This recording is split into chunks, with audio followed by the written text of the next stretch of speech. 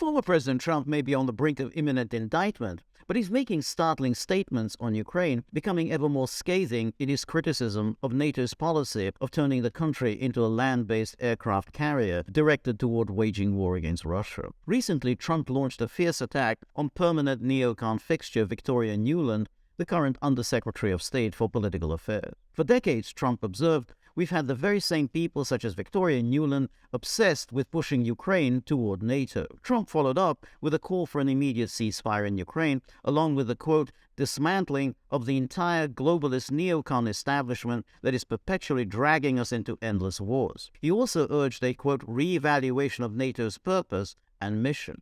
No other prominent politician in power or with a realistic prospect of attaining power, either in the EU or the US, has come close to saying anything like this. To be sure, Hungarian Prime Minister Viktor Orbán continues to grumble about sanctions, but he has not broken with the NATO-EU consensus on Ukraine. A handful of US House Republicans urge a cutoff of aid to Ukraine, but they comprise a tiny minority. Leading Republicans on Capitol Hill mostly complain that Biden isn't sending enough to Ukraine. What about Trump's chief rival for the 2024 GOP nomination, Florida Governor Ron DeSantis? Has he broken with the Ukraine consensus? Answering questions posed to him by cable news show host Tucker Carlson, DeSantis stated, while the U.S. has many vital national interests, becoming further entangled in a territorial dispute between Ukraine and Russia is not one of them. The U.S., he went on, should not provide assistance that could require the deployment of American troops or enable Ukraine to engage in offensive operations beyond its borders.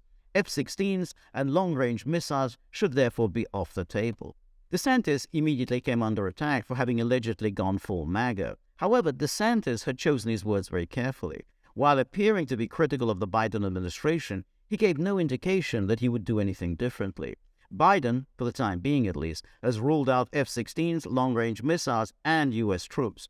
So no one other than Trump is calling for immediate peace in Ukraine, and no one other than Trump is drawing attention to the danger to world peace posed by NATO's continued existence.